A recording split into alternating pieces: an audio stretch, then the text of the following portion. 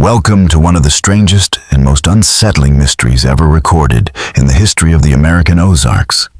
Before we dive in, drop a comment with where you're watching from and what time it is as you listen. We're curious to know how far and wide these stories travel.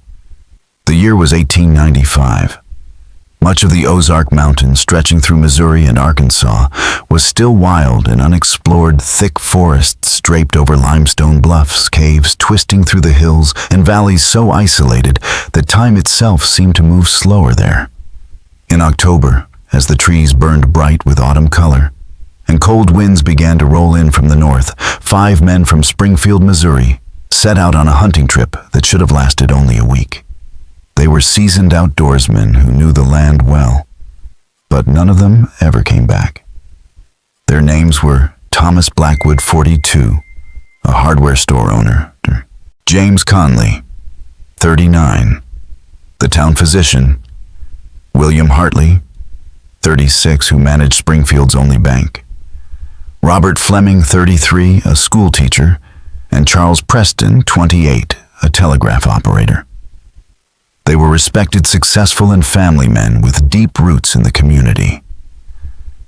When word spread that they had vanished, the entire town was thrown into panic. The group left on October 12th, taking the train to the settlement of Winona in Shannon County, deep within the eastern Ozarks. From there, they hired a guide named Elijah Thornton to take them by wagon to their campsite near the headwaters of the Current River. Thornton dropped them off, planning to return in a week. But when he came back on October 19th, what he found would spark one of the most chilling investigations in Missouri's history. The campsite was empty, yet everything was eerily untouched. 5 bedrolls were neatly laid out inside the tent, a pot still hung above the ashes of a cold fire, and their rifles were propped carefully against a tree. All 5 sets of gear were present, only their clothes and personal items were gone. There was no sign of a struggle, no indication of danger, just an eerie stillness, as if the men had quietly stepped away and never returned.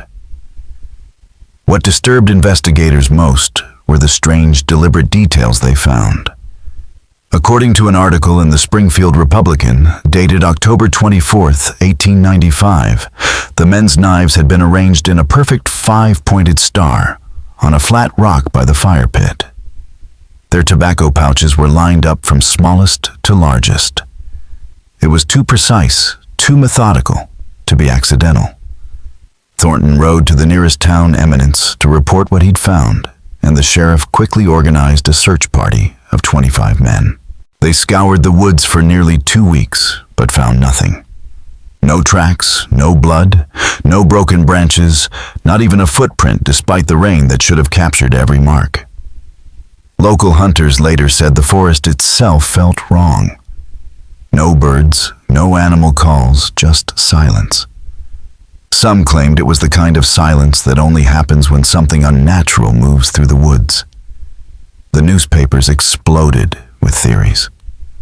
The Springfield Republican ran daily updates. The St. Louis Post-Dispatch sent a reporter who suggested everything from wild animal attacks to outlaw ambushes. But as days turned into weeks with no trace of the missing men, public fascination slowly faded.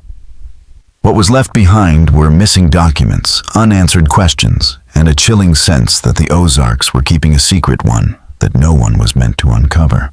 By December 1895, the strange disappearance of the 5 Springfield hunters had faded from headlines, reduced to the occasional passing mention in local papers. By early 1896, it was widely assumed the mystery would remain unsolved forever. Yet this is precisely where our investigation begins. In 1952, during renovations at the old Shannon County Courthouse, workers discovered a sealed metal box hidden inside a wall cavity. Inside was a leather-bound journal belonging to Sheriff Martin Crawford, the man who had led the original search for the missing men.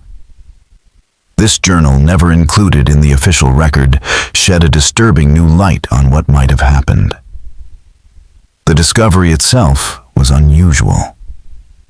Records show the renovations were prompted by sudden structural problems in the east wall, a section that had shown no prior damage. The construction foreman Lloyd Branson later told the Current River Press that the cavity appeared to have been deliberately built into the courthouse during its original construction in 1871, nearly 25 years before the hunters vanished. The box showed no signs of dust or corrosion, despite being hidden for decades. Crawford's first entries beginning on October 20th, 1895. Detail routine search procedures, organizing volunteers, setting up search grids, questioning locals.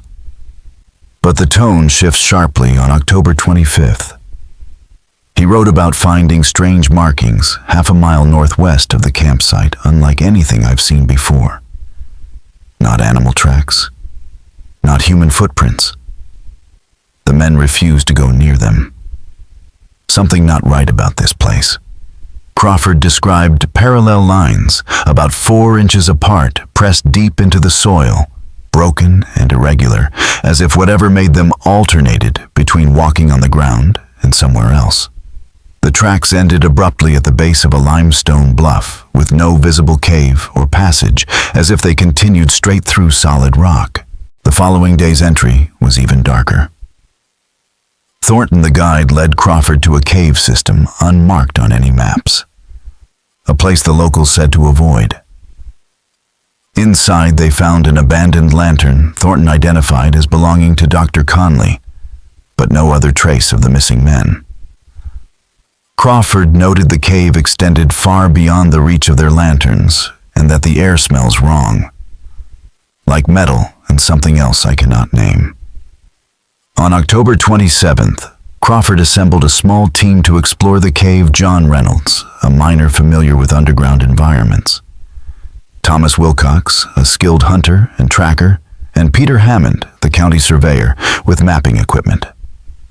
Only Reynolds came back. Crawford's entry that night was brief. Reynolds returned alone. The others are gone. Reynolds won't speak of what happened. His hair has turned completely white. I'm ending the search tomorrow. Whatever took those men, it's still down there. The journal includes a rough transcript of Crawford's attempt to question Reynolds. He asked what happened to Wilcox and Hammond. Reynolds stared at the wall for nearly 5 minutes before answering in a flat, emotionless voice. They're still walking, following it deeper. I almost did too. Would have if my lantern hadn't gone out. In the darkness, I couldn't see it anymore, so its pull weakened. I found the entrance again by touch alone. When asked what it was, Reynolds began to shake and would say nothing more. On October 29th, Crawford recorded a meeting with county officials.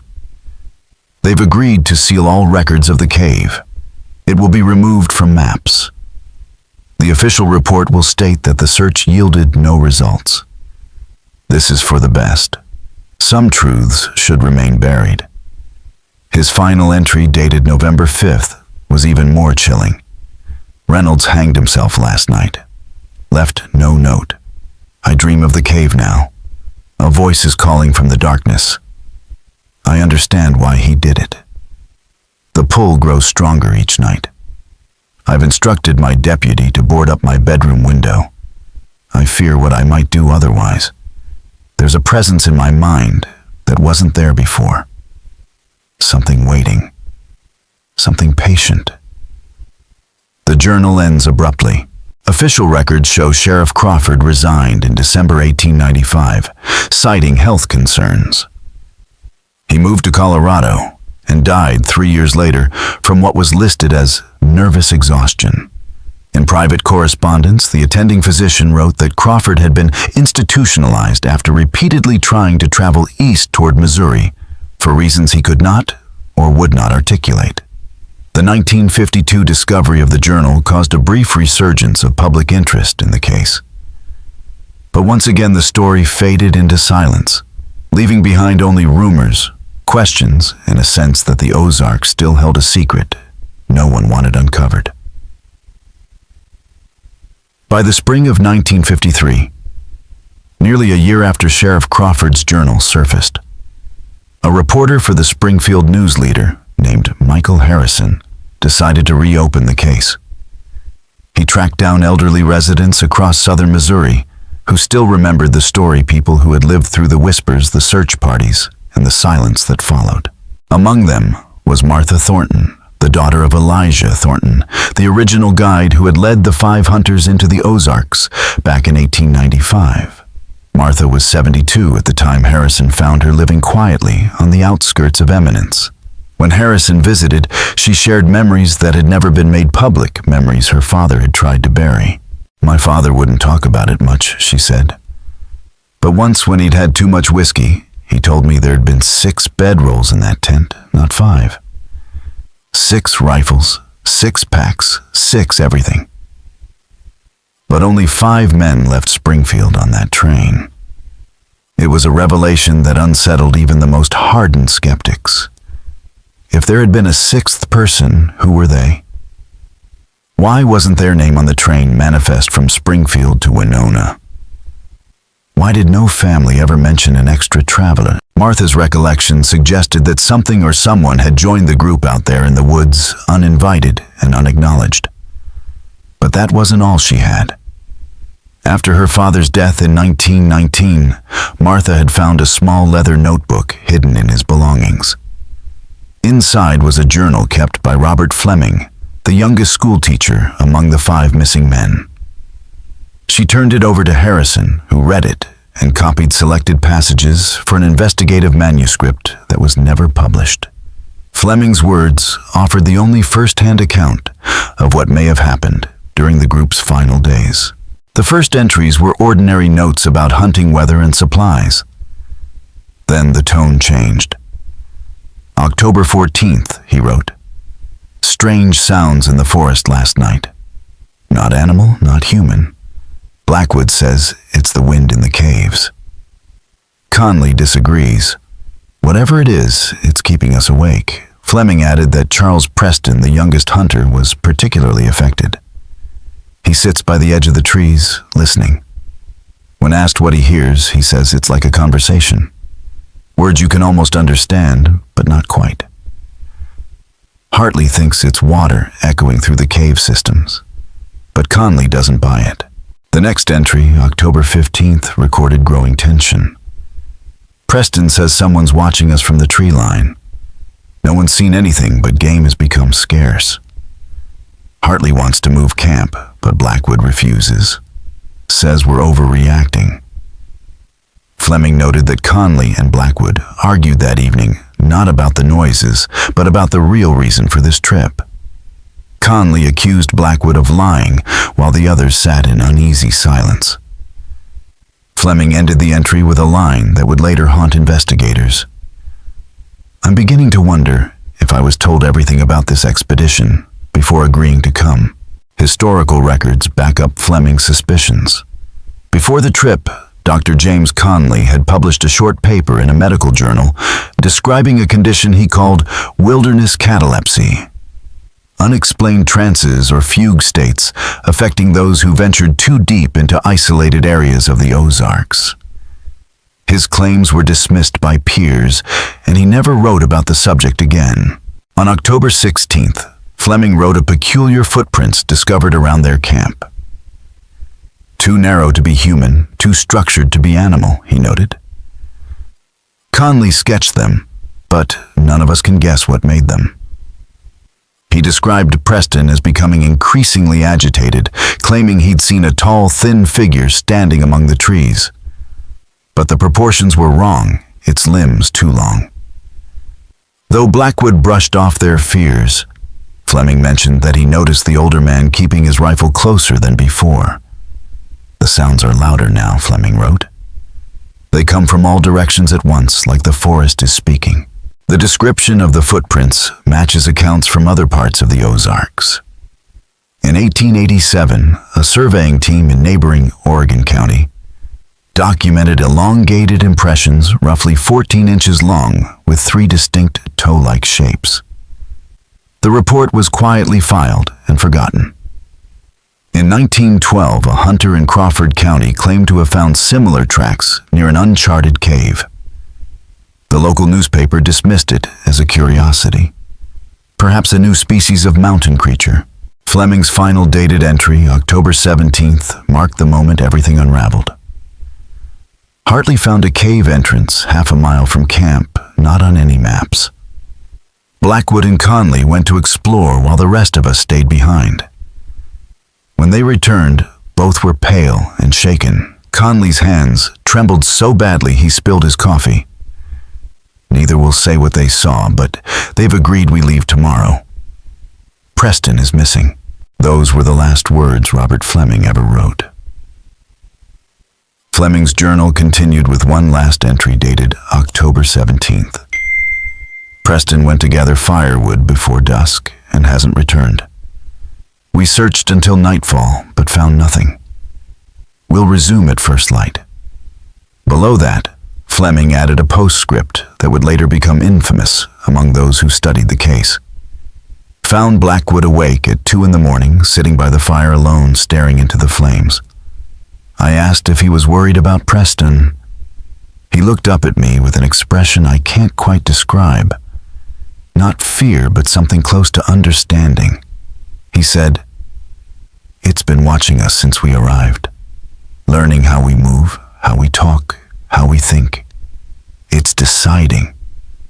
When I asked what he meant, he just shook his head and went back to his tent. I'm writing this by lantern light. The forest is louder tonight. The sounds almost form words. The next and final entry was dated October 18th. Preston returned at dawn. He won't say where he's been, just sits by the fire staring. His boots are caked in a reddish clay, not like the soil here. Blackwood says he may have fallen, hit his head. We're breaking camp now. Conley says, the sentence ends there mid-word. The rest of the pages were torn out. What Fleming saw or what happened after that morning remains the central mystery of the case.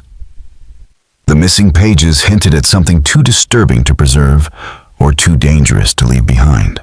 In 1953, nearly 60 years later, reporter Michael Harrison used Fleming's journal and Sheriff Crawford's notes to pinpoint where he believed the cave might be. Guided by old maps and vague memories shared by Martha Thornton, he identified a section along the Upper Current River that matched both descriptions. In March of that year, Harrison and 2 local guides disappeared while searching the area. Their abandoned campsite was found 3 days later. His notebooks were gone. One of the guide's jackets was discovered half a mile away, torn, stained with what forensic tests later identified as printing ink, not blood. The Missouri State Highway Patrol classified the case as a wilderness accident, possibly due to a flash flood or animal attack. Yet, not everything was made public. Members of the search team later revealed that Harrison's camera had been found hanging from a tree near the campsite. When the film was developed, most frames showed only blurred forest scenes. But the final 3 were different. The first showed a narrow cave entrance hidden by brush. The second depicted a stone formation inside that looked like a doorway, tall, impossibly narrow, and out of proportion for human passage. The last frame was almost completely black, except for what seemed to be a faint, elongated silhouette, standing at a distance caught mid-flash. Those negatives were logged as evidence, but in 1958, a fire destroyed the Highway Patrol's archives, including all materials from the Harrison investigation. The photographs, if they still exist, were lost to history. The story might have ended there, if not for another discovery 15 years later.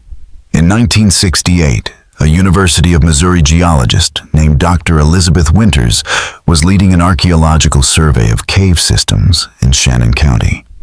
Her team uncovered a sealed chamber roughly 2 miles inside a cave network near the Current River headwaters, the same region linked to both Crawford's and Harrison's investigations. The chamber appeared to have been intentionally walled off with stacked stones bound by an unknown organic mortar that remained intact despite decades of moisture.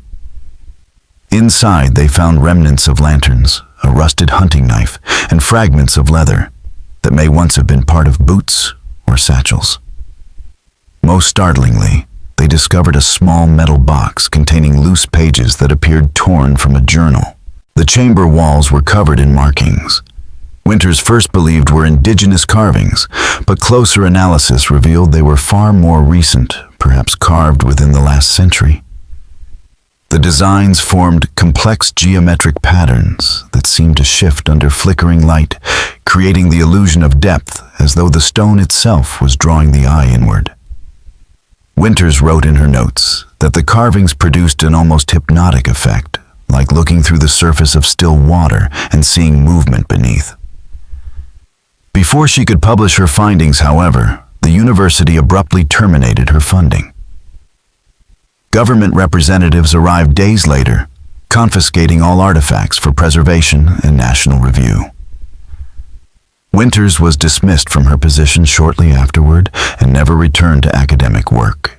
That was the last official mention of the case in any public record.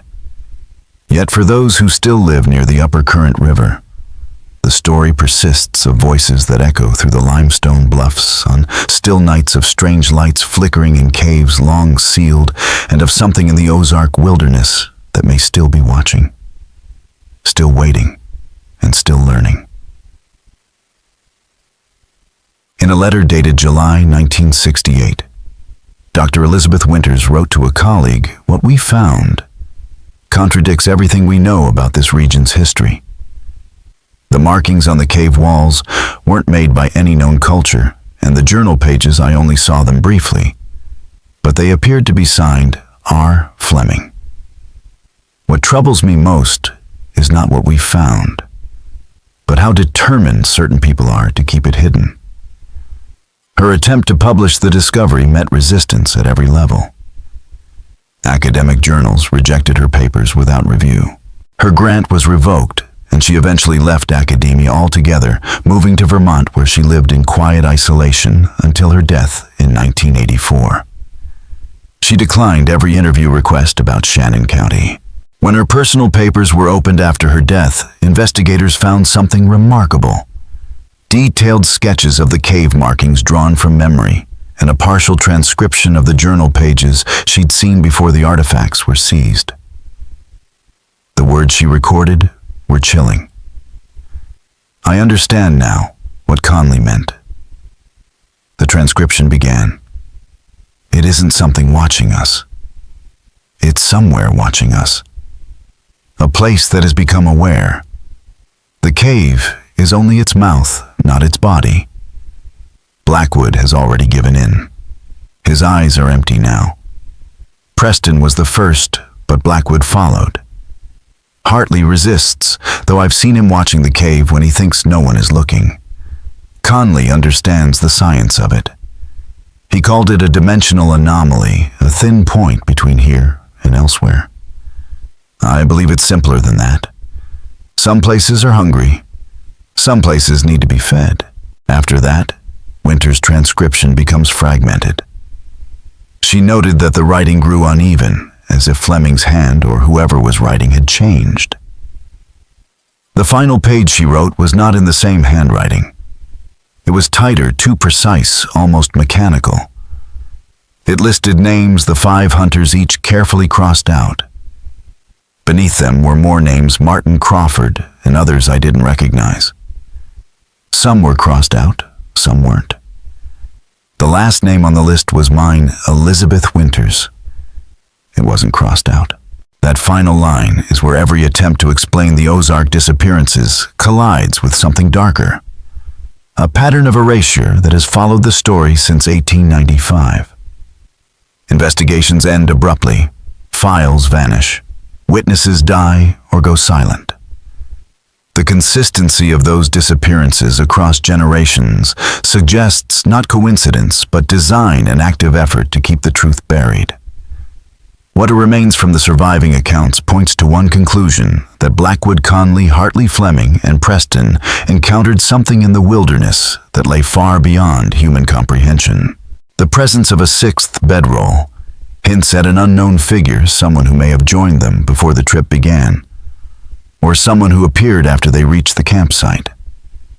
The cave system near the current river headwaters lies at the center of every account connecting the events of 1895, Crawford's journal Harrison's disappearance, and Winter's discovery. The region itself is geologically unique. The current river originates from an immense aquifer system that remains only partially mapped. Hydrological surveys from the 1950s found water samples with rare mineral concentrations and chemical signatures typically found in formations miles beneath the Earth's surface. Even more peculiar are the area's magnetic anomalies. Since the early 1900s, surveyors have documented compasses that swing as much as 45 degrees within a few hundred yards. Modern instruments record bursts of interference similar to electromagnetic pulses. Folklore explains it as the influence of iron deposits or ancient storms trapped within the rock. But geological studies show no metallic concentrations that could account for such disturbances.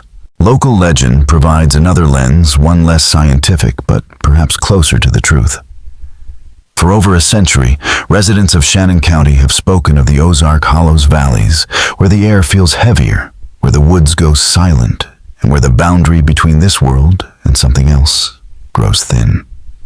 In 1930s oral histories collected by the Missouri Historical Society, several elders described places where travelers lost track of time, where the forest seemed to fold in on itself. Some who returned claimed to remember nothing. Others were never quite the same again. A recurring motif in these stories is the doppelganger travelers who, deep in the woods, glimpse themselves ahead on the trail, just beyond reach, beckoning them forward. In 1922, a trapper named Jeremiah Hollister reported finding an old campsite in the same remote section of forest where the hunters vanished.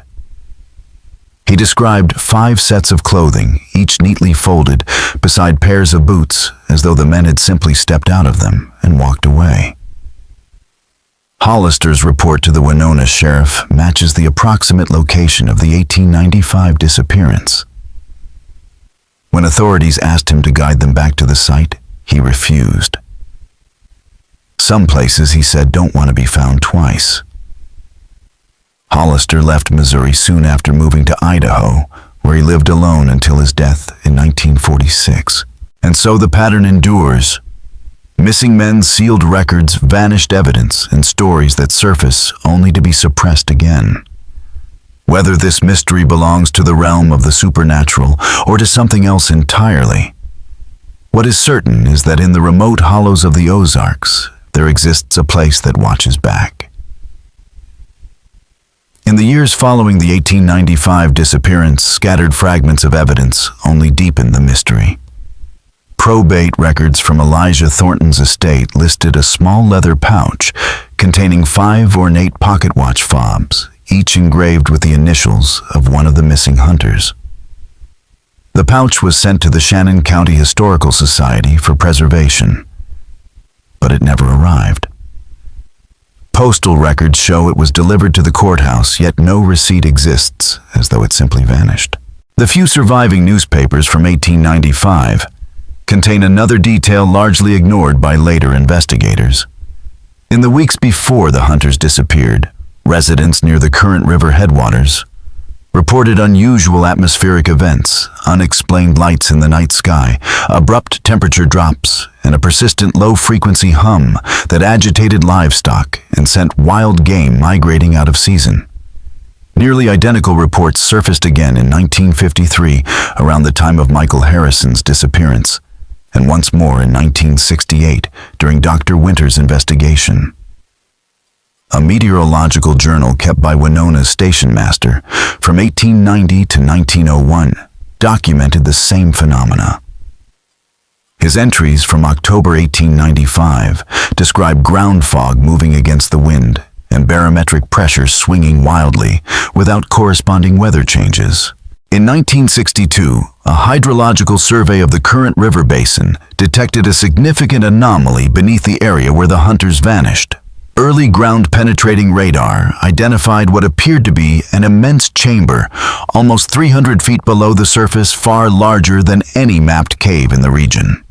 The chamber seemed to contain a large body of liquid with unusual reflective properties.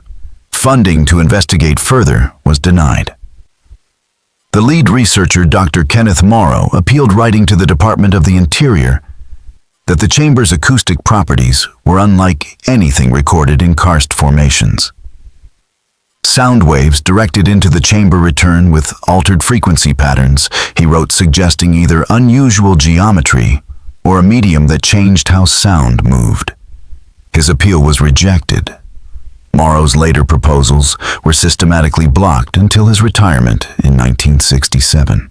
In an oral history recorded shortly before his death, Morrow claimed a government official visited him soon after his discovery and warned him to find another research interest if you value your career. The mystery deepened in 1965 when a retired forester named Raymond Parker came forward with a story he had kept secret for 70 years.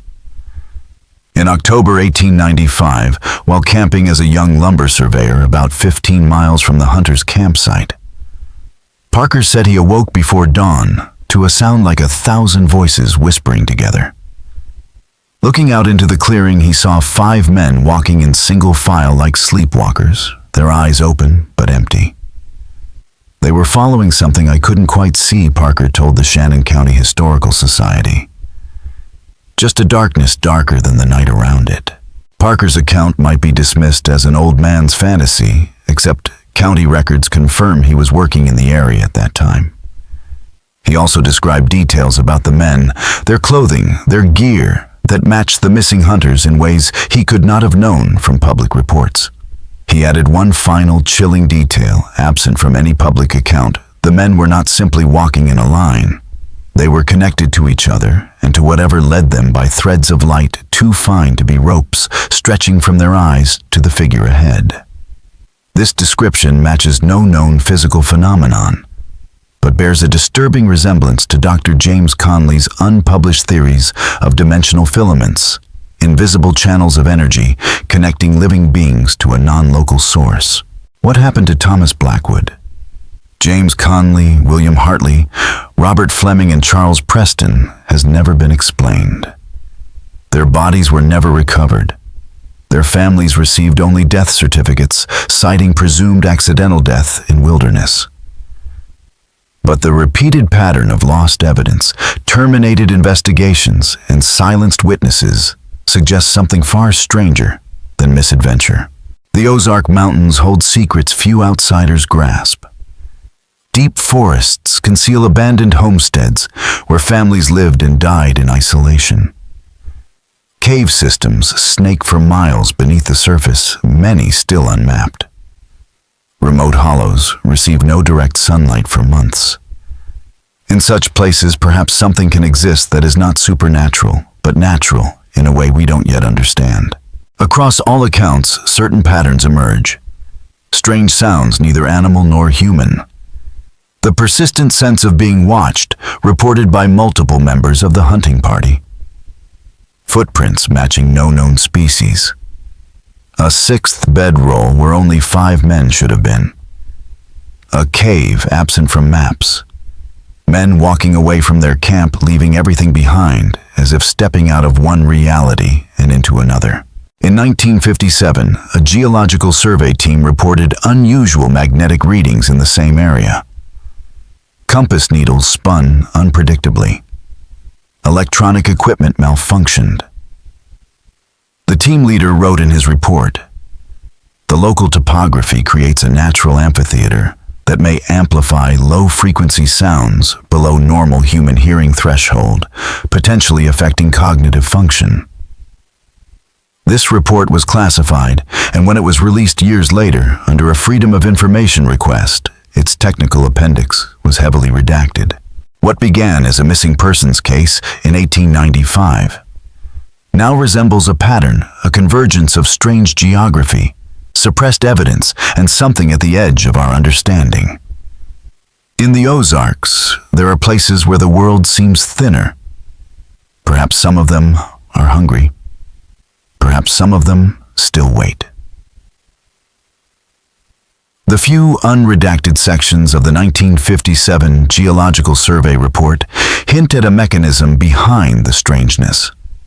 It described standing wave patterns and infrasonic resonance, low-frequency vibrations that could, at least in theory, induce altered perceptions in human subjects.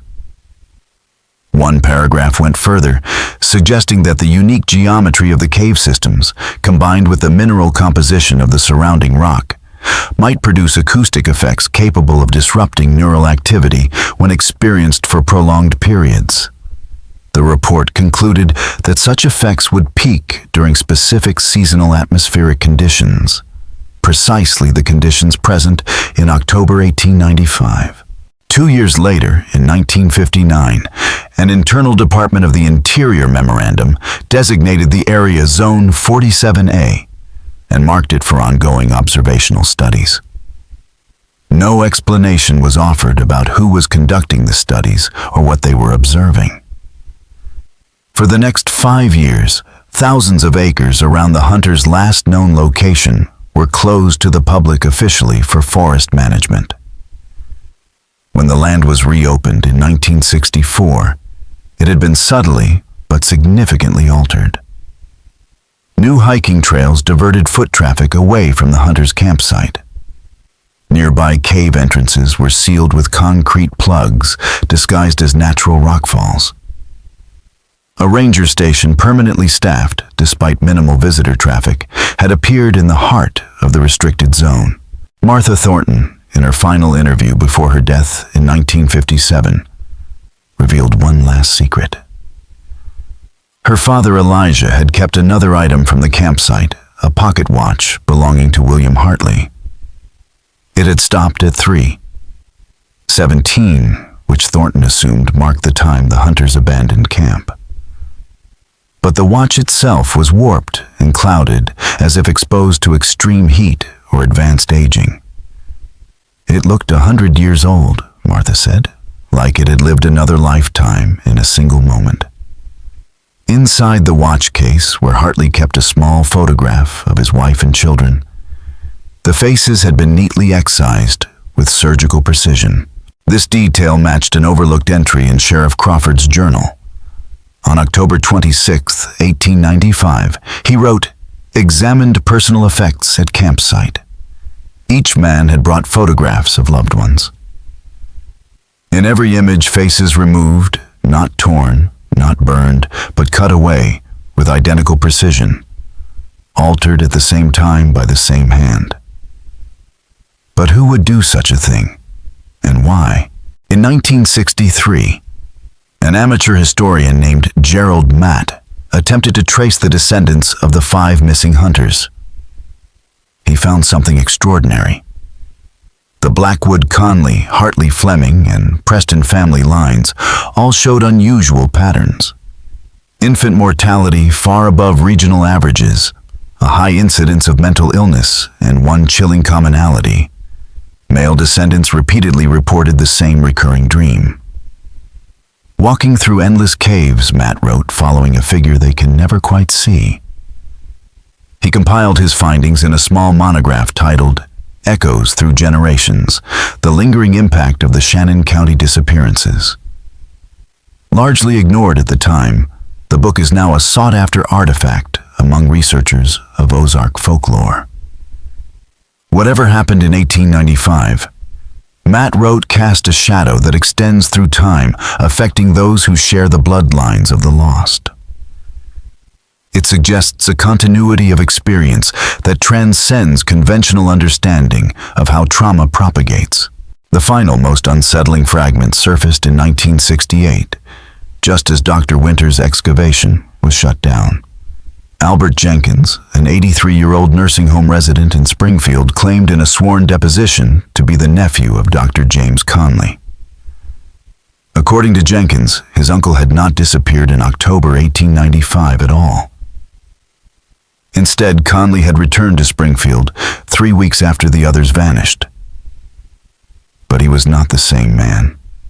"He looked like my uncle spoke with his voice," Jenkins said, But something was different. His movements were wrong, too precise, too mechanical. And his eyes, there was nothing behind them. Jenkins claimed Conley lived in seclusion in his sister's home for 6 months, refusing visitors and abandoning his medical practice. At night, the family heard him pacing and speaking in a language they didn't recognize. Then one night, he was simply gone. No farewell, no trace, as if he had stepped back into the dark. When all these fragments are taken together, the sealed caves, the missing evidence, the magnetic anomalies, the warped watch, the excised faces, the recurring dreams, and the man who came back but wasn't himself, they point to a single disturbing conclusion. The disappearance of the 5 hunters in October 1895 was not an isolated incident. It was the first visible ripple of something much larger, something that exists not in legend, but in the margins of our reality, in a place that watches us as surely as we watch it. According to Albert Jenkins, Dr. James Conley spent his final months obsessively writing. He filled thousands of pages with equations, diagrams, and fragmented text that no one in his family could understand. On April 23, 1896, he vanished once more, this time for good. The day before, he reportedly told his sister, "They're still walking, all of them. I have to join them again. The journey isn't finished." When she asked where they were walking, Conley smiled faintly and replied, "To meet what waits at the center. It's patient. It's always been patient. But now it's awake." The family kept his journals for decades. But a fire in 1917 destroyed nearly all of them. Jenkins provided the surviving fragments to a local attorney, yet those pages disappeared from the firm's files before any official examination could take place. Jenkins himself died 2 weeks after giving his deposition. Official records deny that Conley ever returned to Springfield. There's no death certificate until 1902, issued under routine procedure for missing persons. Yet the 1900 census curiously lists a Dr. James Conley physician residing at his sister's address, an entry written in different handwriting, added after the census was completed. A city directory from 1896 also lists him at that same address, annotated with the phrase, "Hours by appointment only." No patients from that year ever claimed to have seen him. When questioned by reporters, Conley's sister insisted the record was a clerical error, a cruel mistake that gave me false hope. Still, postal logs from that period show medical journals addressed to Dr. Conley. Dr. Conley were regularly delivered to the house. A local pharmacy's ledger records repeated orders for rare chemical compounds sent to that address through early 1896. The final entry, dated April 22nd, one day before Conley's disappearance, lists reagents commonly used in photographic development, though Conley had never been known to practice photography. Taken together, these contradictions shatter the official story. The explanation that 5 hunters simply became lost in the Ozark wilderness fails to address the complete absence of remains, the precisely arranged campsite, or the recurring reports of atmospheric and magnetic anomalies spanning decades. Scientific speculation has offered partial answers that subterranean gases or natural electromagnetic fields might cause hallucinations, or that acoustic resonance in the caves could distort human perception. But these theories cannot explain the vanished evidence, the sealed caves, or the repeated government suppression that surrounds every attempt to investigate. In 1954, a geochemist named Dr. Harold Linden published a little red paper proposing that rare mineral combinations under precise pressure and temperature could generate what he called perceptual altering fields. He suggested these fields might explain accounts of time dilation, disorientation, and trance-like states reported by explorers and miners throughout history.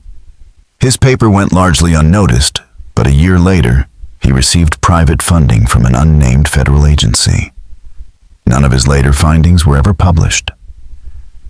Lyndon abandoned academia without explanation in 1958 and moved to New Mexico to live as a recluse. In a 1972 interview with a fringe journal, his former colleague, Dr. Margaret Chen, revealed that Lyndon had conducted fieldwork in the Missouri Ozarks shortly before his disappearance from public life. Harold came back terrified, she said. He burned his notes and destroyed every sample. He told me that some knowledge isn't meant for us, that certain doorways should never be opened. He said whatever he found out there, it was alive. If true, that revelation reframes the 1895 incident not as an isolated tragedy, but as part of a continuum, an anomaly that persists surfacing whenever human curiosity digs too deep. Reports of missing persons in the same region appear with uncanny regularity.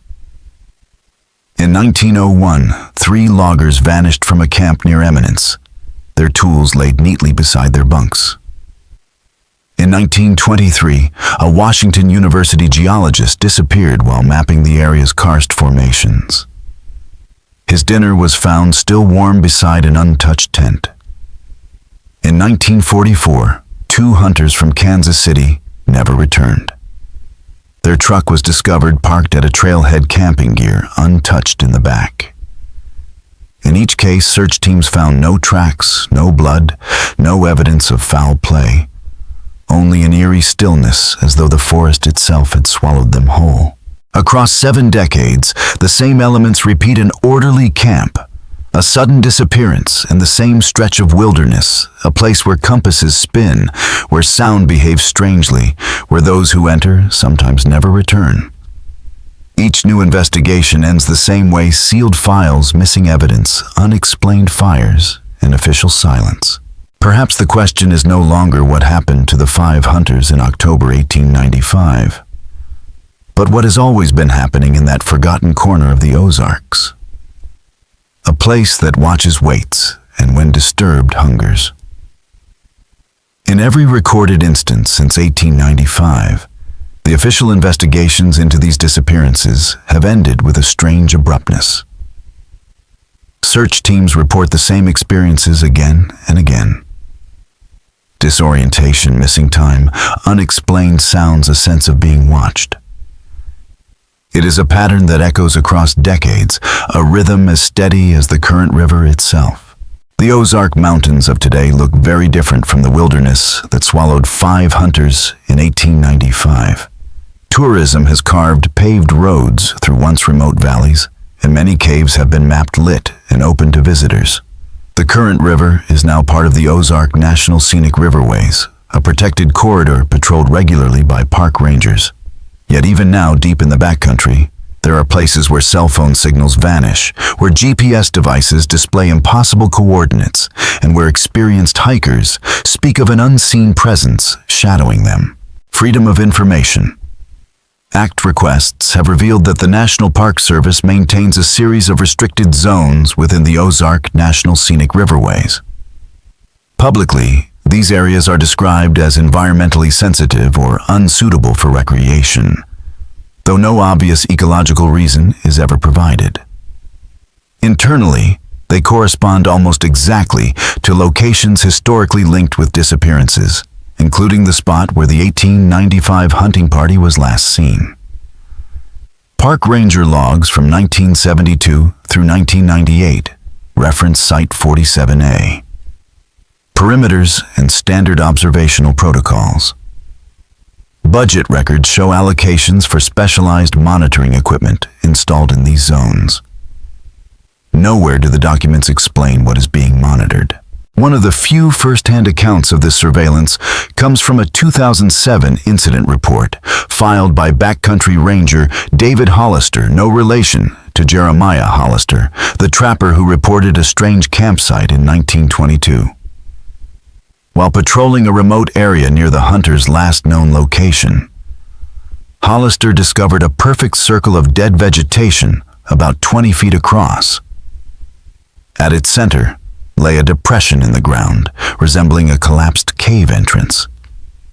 As he approached his radio, emitted a burst of sound, like thousands of whispered voices speaking all at once.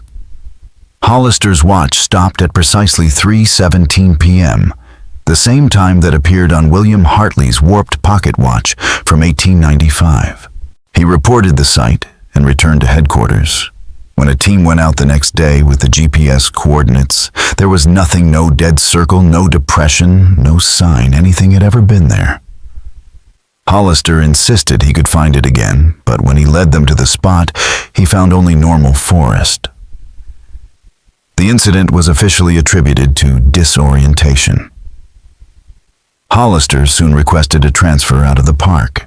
After his death in a car accident in 2009, Hollister's personal journal surfaced. In one entry he wrote, "I know what I saw. I know what I heard."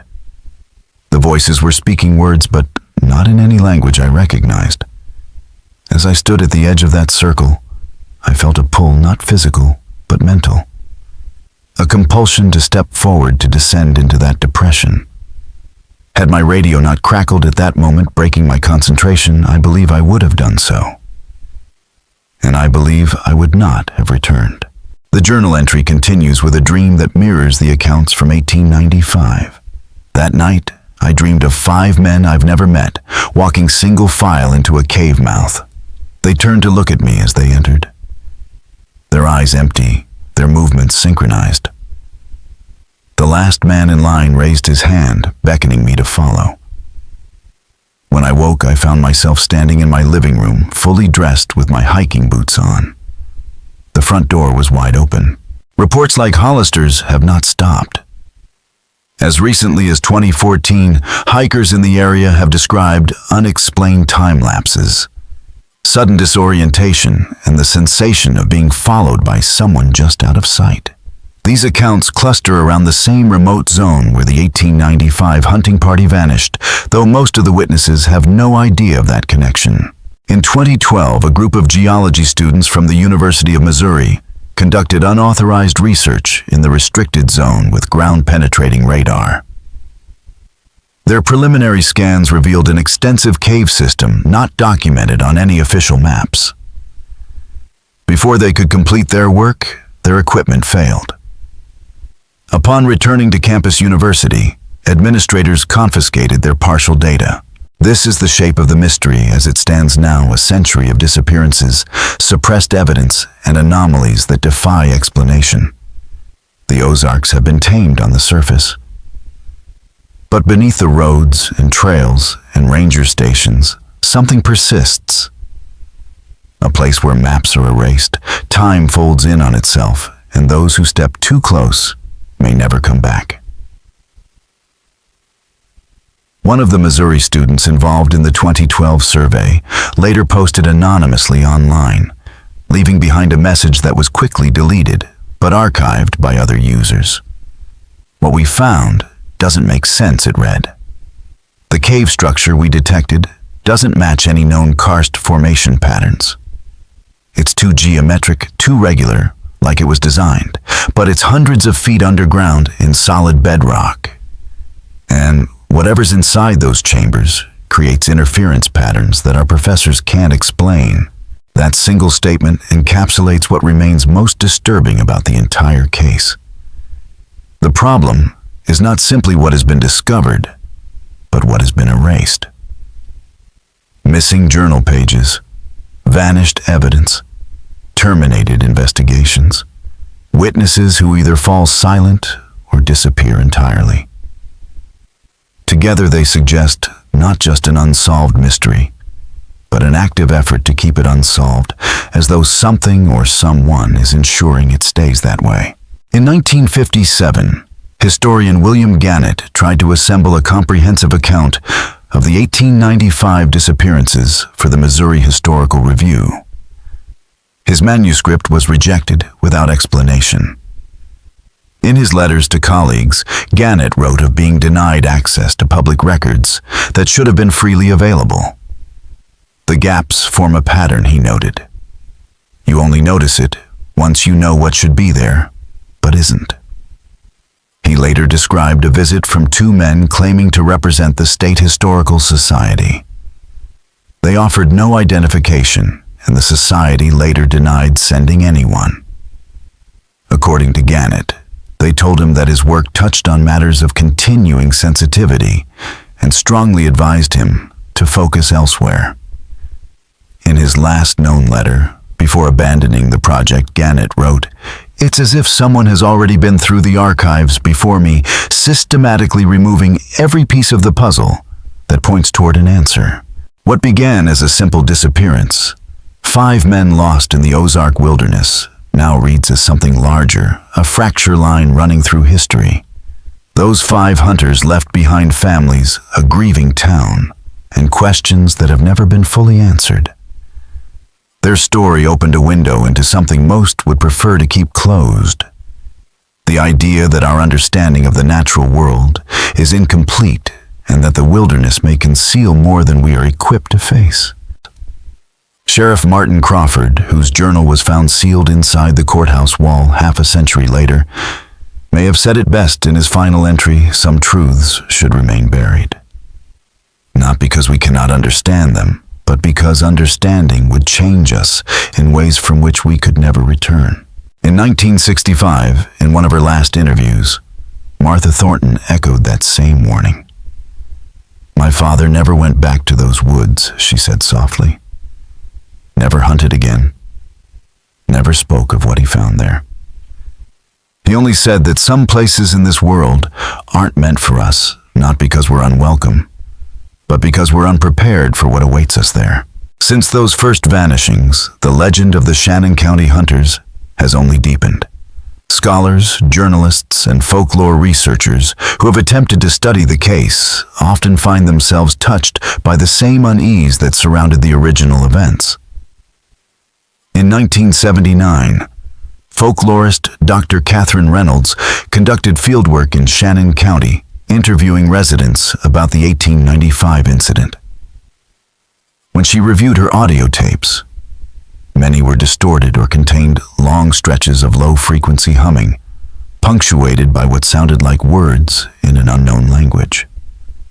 She abandoned her research after experiencing what she described as missing time driving near the restricted zone one evening, and suddenly finding herself 30 miles away with 3 hours unaccounted for.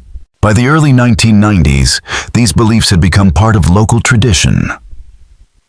In 1992, interviews conducted by the University of Arkansas Folklore Department revealed that longtime families in Shannon County had quietly developed their own methods of safety when traveling in the backcountry.